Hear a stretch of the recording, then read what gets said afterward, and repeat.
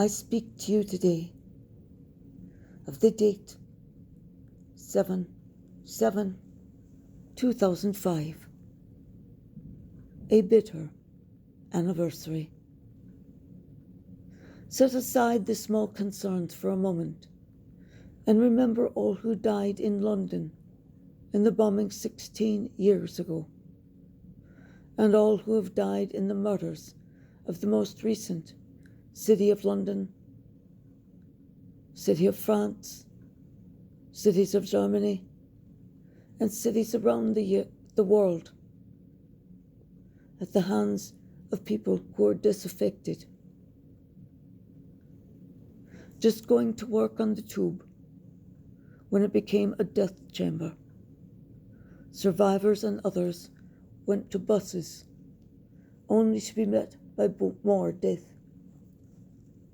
Walking across a bridge, going to dinner, or to a child's pop concert has become a death sentence, or a life sentence of horror, recalling forever that last moment of normality before your face, before your body, before your child was destroyed.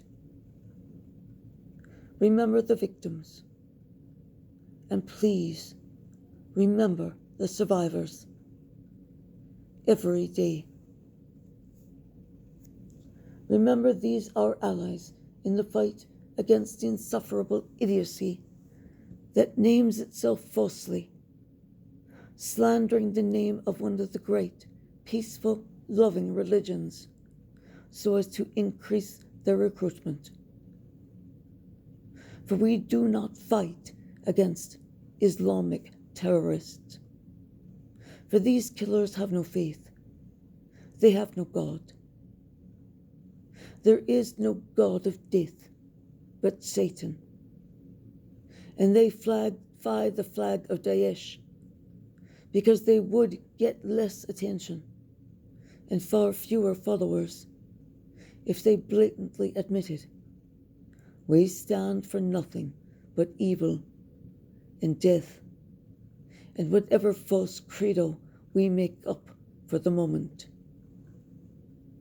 For nothing they claim has anything to do with Islam, a religion of beauty, of joy, and of love, very similar to the word of Jesus Christ.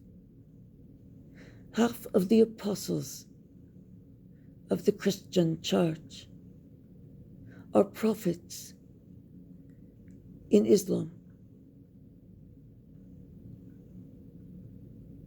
But by falsely claiming to be of Islam, they get all the stupid, all the disaffected, all the vainglorious, all the mentally ill, which in and of itself is as anti-Islamic as you can possibly be or get.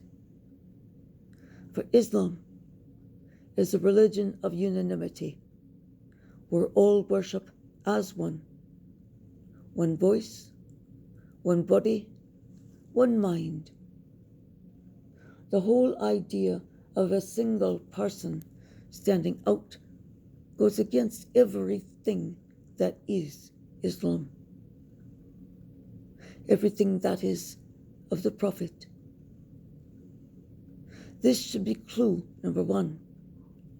This is haram. This is forbidden in all of Islam, and by taking part, I will never reach or see paradise. I will be forever tormented by demons in Jahannam. The use of Islam as a false front for these groups is the same as the Ku Klux Klan using Christianity as a false front for their hatred and killings. The Ku Klux Klan are to Christianity as Daesh is to Islam. False fronts with no religion whatsoever, with no relation at all, but a simple lip service for about a minute, a flag to use while killing, but nothing more. You can't very well fly the flags of Satan and death while trying to recruit members, can you now? That would certainly get you some truly goofy people from around the world, but not the mentally unstable religious zealots that come forward wanting to die for their religion, so as to get back at the man.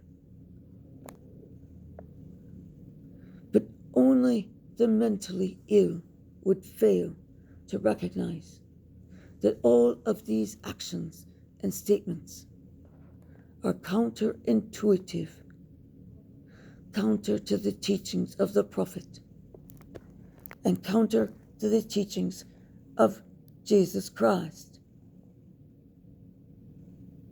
May they hold the name of the prophet holy, and may they hold Jesus Christ sacred. So whenever you hear anyone say Islamic terrorists, say to yourself, this is a propaganda speech that goes against all Abrahamic faiths, and walk away. Do not let anyone grab your faith or your emotions or your faith life and pull you around by the nose. Jesus will be pleased when you resist his loved, strong, and intelligent disciples who are able to think, to hear, and to listen.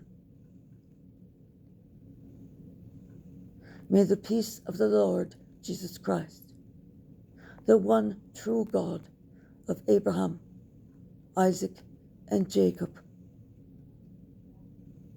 who is the God of Judaism, of Christianity, and Islam. May the one true God give you peace always.